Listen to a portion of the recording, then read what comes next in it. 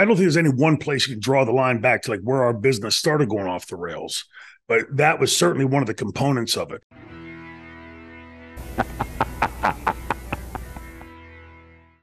Hernan Morales.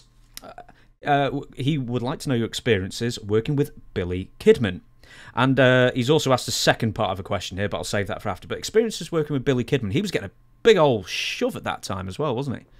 Yes, by this time, the welterweight division, later called the lightweight division, later called the X division, we were seeing a bigger influx of smaller guys coming into the business. At 253, I was one of the smaller guys in the business, at my time on top. So now we're starting to see this trajectory this way. When Vince wanted to land at the Giants and the industry sort of followed that suit, we start to see these guys coming in and they can do a lot of things that the bigger guys may or may not be able to do. And so it really expanded sort of the horizon. I always thought that they should have kept those divisions starkly separated. You never see a welterweight go up and fight the World Heavyweight Champion in boxing or UFC for obvious reasons. I mean, are you a big World of Sport fan? Have you ever watched any of the English stuff? I mean, they very rarely, unless it was a tag team match, they didn't really cross the weight boundaries unless it was, slight catch weight, kind of 10 pounds difference maybe. Right. And typically when they would do that, right, that person would end up, even if they got slid over and get in the win or whatever, it was sort of the Mikey Whipwreck thing. Slide over for the win, but these guys are going to beat the snot out of them afterwards, right? So, and keeping in tune with keeping it believable, keeping it real. I remember on WCW being home from when I'd broken my thumb and watching Ray wrestle the Giant. Mm-hmm. Ray's great. The Giant was a great attraction, Paul. But in no place in this universe is Ray going to have a chance unless he's packing a gun or a shiv or something with him. And I don't think there's any one place you can draw the line back to like where our business started going off the rails. But that was certainly one of the components of it. Like suddenly it's just, hey, this barely, 4'10", 11 guy, if he's 5 foot, phenomenal in the ring, but getting in the guy with a guy that's 3 times bigger than me. Anybody that's ever been involved in athletics knows that that's just not going to work unless it's fake wrestling, right?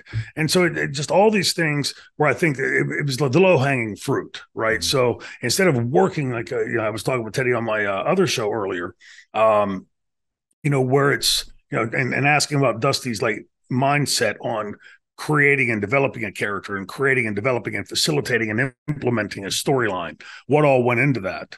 It's a lot easier to just go, okay, well, let's put, let's put Kimona in there and have her beat 911 and Taz and Bam Bam Bigelow at the same time.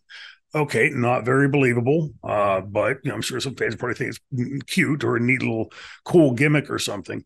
But again, you paint yourself into a corner with that, and I think that sort of blurring of the line between and then just sort of just like mashing it all together, I think all of those things part and parcel. There's no one thing that started to kill our industry. It's several things that sort of taken the industry way off the rails and took it over there. And I think all of them had some impact on the bottom line to it.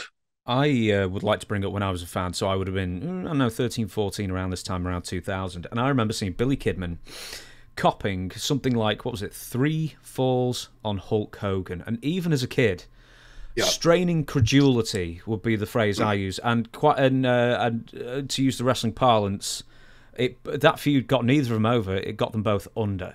Because Billy Kidman was stealing wins, which made no difference to him. And Hulk Hogan...